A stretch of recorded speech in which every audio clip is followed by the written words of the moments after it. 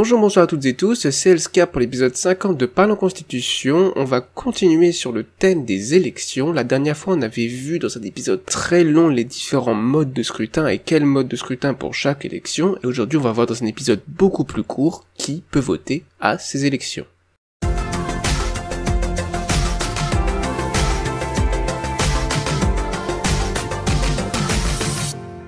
Mais d'abord, quelques rappels, évidemment, les élections qui ont déjà été prévues et présentées dans Parlons Constitution, donc ça vient des épisodes 24, 29 et 49, on a déjà vu les élections d'abord des députés, donc à l'Assemblée nationale, donc c'est pas les citoyens actifs, on l'avait déjà dit. Donc on a déjà une part de la réponse qui peut voter, mais on n'a pas le pourquoi. On avait dit que c'est 50% à la proportionnelle nationale, donc la représentation proportionnelle à scrutin de liste à la plus forte moyenne, avec un seuil de 4%. Et 50% à la méthode Borda, modifiée pour sanctionner le non-classement par circonscription, avec un siège par circonscription. Pour comprendre ces modes de scrutin, vous pouvez aller voir l'épisode 24 directement, ou bien l'épisode 49 sur les modes de scrutin. Mais quand même, parce que la méthode Borda c'est quelque chose de nouveau, enfin on n'a pas l'habitude de l'utiliser, je vous ai remis 2 bulletins types pour un vote à la méthode Borda modifié pour que le non-classement soit sanctionné. On avait vu aussi dans l'épisode 24 que la Chambre des Sages, ce qui est à peu près équivalent à la Chambre haute du Parlement, était élue par les citoyens actifs aussi, et entièrement par contre à la représentation proportionnelle à scrutin de liste nationale à la plus forte moyenne avec un seuil de 4%. Dans l'épisode 29, on avait vu le président de la République, et donc le président de la République, il est élu au suffrage universel direct, donc par tous les citoyens, à la méthode Borda modifiée, et on avait aussi parlé du RIC révocatoire à la majorité absolue des citoyens, initié par 5% des inscrits, donc pour évoquer le président de la République. On a donc déjà la réponse à la question de l'épisode, puisque ça a déjà été décidé dans d'autres épisodes, mais ici on va expliquer plus pourquoi. Ce qui m'amène à parler d'autres rappels, bien sûr, les conditions pour être citoyen, et notamment pour être citoyen actif, et pourquoi qu'on avait vu dans les épisodes 19 et 20. Tout national et citoyen d'abord, sauf les mineurs et certains handicapés mentaux et délinquants criminels, si un juge le décide, et bien sûr selon la loi et la Constitution. Donc le principe c'est que tout national est citoyen. Toute personne qui a la nationalité française est citoyen français, sauf les mineurs, et certains handicapés mentaux et délinquants ou criminels si un juge le décide. L'impératif de rationalité pour essayer d'accomplir l'objectif de recherche du bonheur de tous et de chacun justifie de distinguer des citoyens passifs et des citoyens actifs. C'est ce qu'on avait dit. Les citoyens actifs, pour rappel, ils ont des droits politiques supplémentaires, dont certains droits de vote à certains référendums, et comme on vient de le voir dans les rappels précédents, à certaines élections. Mais comment distinguer le citoyen qui use de sa raison et celui qui n'en use pas? Comment distinguer les citoyens actifs des citoyens passifs? Eh bien via leur intérêt pour le politique. L'intérêt pour le politique, ce n'est pas des compétences politiques. Ce n'est pas non plus, en tout cas pas exactement, des connaissances politiques. L'intérêt pour le politique, il est mesuré temporairement par un test, donc un QCM de questions choisies au hasard parmi une liste prédéfinie. Le test, les questions et les réponses sont accessibles en mairie ou salle communale. Ces questions sont de plusieurs ordres, ce sont des questions sur des connaissances scientifiques, sur des connaissances historiques, sur des idées politiques, pas dans le sens est-ce que telle chose est bonne ou non, mais qu'est-ce que l'anarchie par exemple, qu'est-ce que le capitalisme, etc., etc.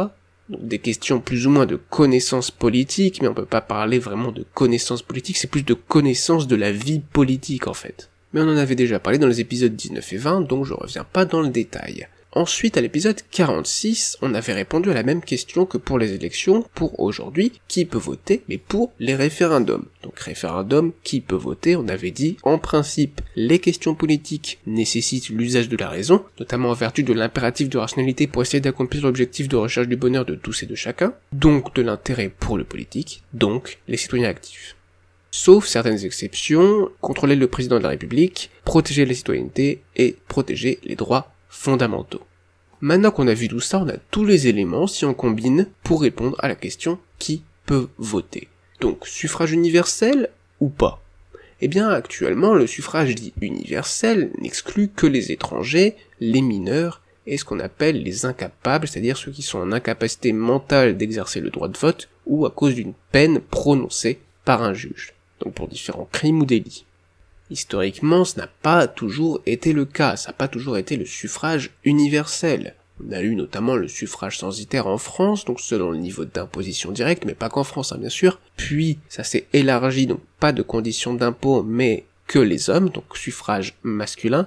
Enfin, beaucoup plus tard, on a élargi aux femmes, c'est devenu le suffrage universel, et le suffrage universel a continué de s'élargir, notamment aux militaires, puisque dans certains pays, notamment en France, les militaires n'avaient pas le droit de vote, on appelait l'armée la grande muette, pendant des années et des années, parce qu'elle n'avait pas le droit de vote, puisque dans l'idée qu'on se faisait de l'armée, elle ne devait pas avoir d'opinion politique, donc elle ne pouvait pas voter aux élections. Et ensuite, il y a eu la baisse de la majorité en France, mais pas que, donc de 21 ans à 18 ans. Et on discute encore d'une baisse de la majorité dans le milieu politique pour aller vers 16 ans. Certains pays, mais pas tous, certains pays, mais ça reste marginal, dans le monde, sont passés à 16 ans.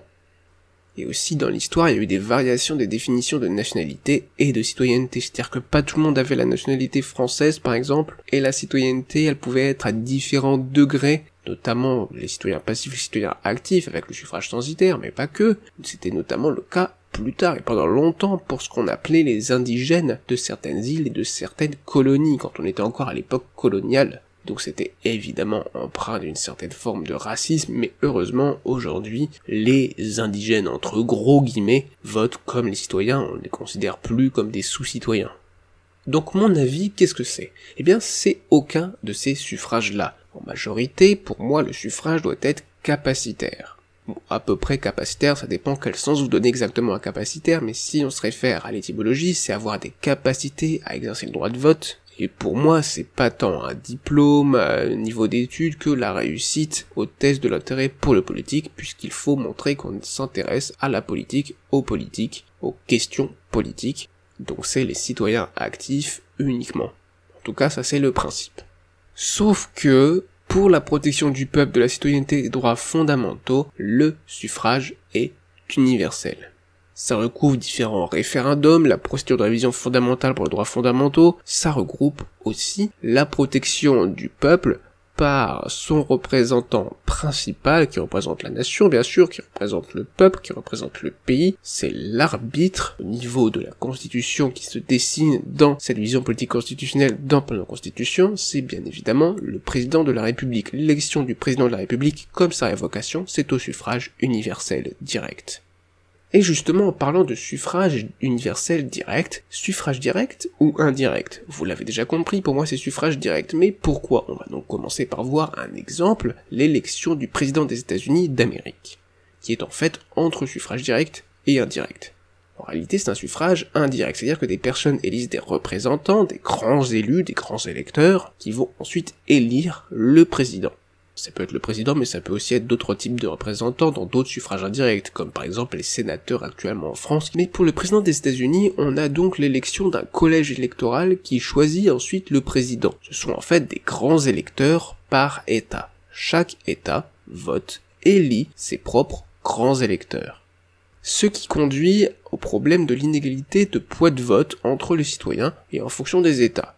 Certains États, par rapport à leur population, ont plus de grands électeurs que d'autres. Dans certains États, un grand électeur représente beaucoup plus de citoyens que dans un autre État. Donc ça, c'est déjà entre les États. On a aussi, bien sûr, du coup, entre les citoyens. Et même plus, parfois, le vote d'un citoyen n'a pas beaucoup de sens, n'a pas beaucoup d'intérêt, ne change pas grand-chose, n'a pas un grand poids dans les États, par exemple, qui sont déjà conquis par un des candidats.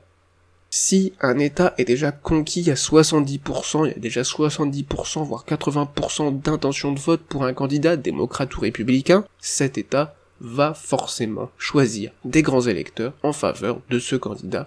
Et donc le poids du vote d'un citoyen contestataire sera moins important, alors que dans un swing state, en fait, ce sont des États qu'on appelle des États charnières. Ce sont des États où le vote n'est pas clairement en faveur des républicains ou des démocrates, qui sont, je le rappelle, les deux grands partis aux États-Unis.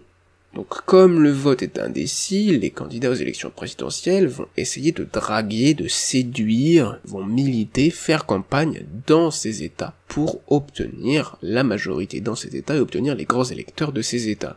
C'est pour ça que ce sont des États charnières. Si un candidat obtient les grands électeurs de ces États, il est assuré d'être élu président des États-Unis d'Amérique.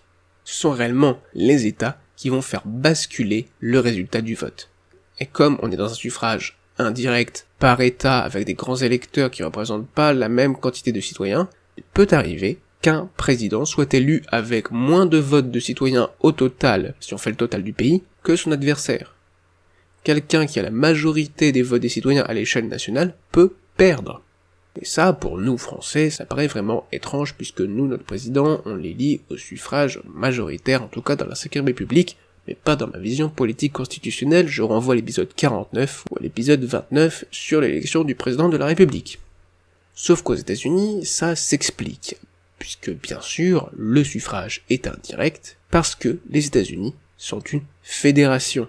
Il y a un niveau fédéral et il y a les États fédérés. Et donc, dans la logique d'une fédération, ce sont bien sûr les représentants des États qui se mettent d'accord pour choisir les dirigeants au niveau fédéral. Donc le président des États-Unis d'Amérique. Donc ça, c'est vraiment quelque chose d'important qu'il faut avoir en tête quand on critique l'élection du président des États-Unis d'Amérique. Même si bien sûr, ça n'enlève pas le problème de l'inégalité de poids de vote. Donc si on reprend, le suffrage indirect, c'est élire des électeurs. Pourquoi est-ce qu'on ferait ça s'il n'y a pas de question de caractère fédéral, etc., etc. Est-ce que ce serait parce que ces électeurs seraient plus éclairés? Ou pour qu'en fait ils débattent entre eux avant de nommer les dirigeants, assemblée ou une personne, comme un président? Bien, j'ai envie de dire que ces arguments sont quand même un peu faibles. Le suffrage direct est préférable selon moi pour plusieurs raisons. L'égalité entre chaque vote, pour moi, est essentielle. Chaque citoyen qui s'exprime doit pouvoir, je dis pouvoir, s'exprimer aussi fort que les autres. Il n'est pas obligé, il peut faire un vote blanc, ou un vote amoindri à la méthode Borda modifiée en classant moins de candidats qu'il y en a en lice. Le suffrage direct a aussi l'avantage d'être plus simple que le suffrage indirect. Il n'y a pas 2 niveaux, 3 ou 4 niveaux, il peut y en avoir plus que 2 niveaux de vote. Le suffrage direct, c'est aussi le consentement, puisque les personnes qui vont voter vont consentir la prise de pouvoir des personnes pour qui ils vont voter. S'ils ne votent pas directement pour les personnes qui sont au pouvoir, mais pour des électeurs qui choisissent, le consentement est réduit. Aussi, le suffrage direct, c'est faire confiance aux électeurs qui sont assez intelligents, raisonnables et légitimes. On a confiance envers les citoyens puisqu'on les juge compétents, légitimes, raisonnables, intelligents suffisamment pour élire directement leurs représentants. C'est vraiment aussi une question de confiance envers les citoyens, en tout cas selon moi, et c'est pourquoi je préfère le suffrage direct au suffrage indirect. On a ensuite la question du vote collectif. Le vote collectif, ce sont des décisions qui sont prises par des groupes plutôt que des individus isolés. Soit avec une voix pour chaque individu, avec par exemple un vote en groupe, c'est-à-dire que 10 personnes vont voter ensemble en groupe, voilà, ils vont lever la main, peut-être pas tous, mais toutes les voix du groupe, s'ils sont 10 et qu'il n'y en a que 8 qui votent à main levée, eh bien les 10 voix iront quand même pour le même candidat. Ou ça peut être par quelqu'un au nom du groupe, c'est-à-dire qu'une seule personne va aller voter, un porte-parole, au nom du groupe pour donner les 10 voix des membres du groupe. Ou alors il peut y avoir une voix pour le groupe. Ça peut être une voix par ménage, une voix par village, une voix par quartier, une voix par église, une voix par entreprise, une voix par syndicat, bon, peu importe quel type de groupe on choisit, c'est une voix pour tout le groupe. Le vote collectif a des avantages, bien sûr, il simplifie le vote, on vote tous ensemble à main levée, ensemble, que ce soit au nom du groupe, pour le groupe, ou au nom de soi, mais tous ensemble. Ça permet aussi une certaine cohésion sociale au sein des groupes, puisque le groupe est ainsi soudé autour d'une même voix. Mais bien sûr, le vote collectif a beaucoup d'autres inconvénients, et les principaux sont les problèmes d'influence et de représentation inéquitable. C'est-à-dire que à cause de figures d'autorité, de personnes fortes, de personnes qui parlent mieux, de personnes influentes au sein des groupes, eh bien, les votes de certaines personnes, les voix de certaines personnes, les opinions de certaines personnes seront moins prises en compte, et celles des figures d'autorité fortes vont peser dans le choix du groupe de façon importante, et donc de façon inéquitable. C'est pourquoi on a choisi historiquement, et je suis d'accord, le vote individuel et secret. Donc si on reprend ce qu'on a vu dans cette vidéo, le suffrage pour moi doit être capacitaire, dans le sens où les questions politiques impliquent un intérêt pour le politique et donc un vote par les citoyens actifs uniquement qui ont passé le test de l'intérêt pour le politique. Sauf par contre pour la protection du peuple, de la citoyenneté et des droits fondamentaux qui sont des sujets essentiels, primordiaux, fondamentaux on peut le dire, qui concernent tous les citoyens. C'est pourquoi pour parler exclusivement des élections, l'Assemblée nationale et la Chambre des sages sont élus par des citoyens actifs. Mais l'élection du président de la République, en tant qu'arbitre, que représentant droit du peuple, etc., il est élu par tous les citoyens, donc au suffrage universel. Et ces élections sont au suffrage direct, pour l'égalité entre chaque vote, la simplicité, le consentement, et car on a confiance envers les citoyens qui sont assez intelligents, raisonnables et légitimes pour élire directement leurs représentants. Et le vote doit être individuel et secret, on va en reparler quand on verra les conditions pour un vote libre dans l'épisode 53. Donc ça implique pas de vote collectif, sauf une procuration, car il y a des problèmes d'influence et de représentation inéquitable à cause de figures d'autorité essentiellement. On a donc vu les conditions pour voter pour élire, mais quelles sont les conditions d'éligibilité, c'est-à-dire pour être élu? Donc c'est la suite de cet épisode, qui peut voter et qui peut être élu. C'est ce qu'on verra du coup dans l'épisode 51 qui peut être élu. Je vous remercie d'avoir regardé cet épisode 50, c'était Healthcare, et à la prochaine.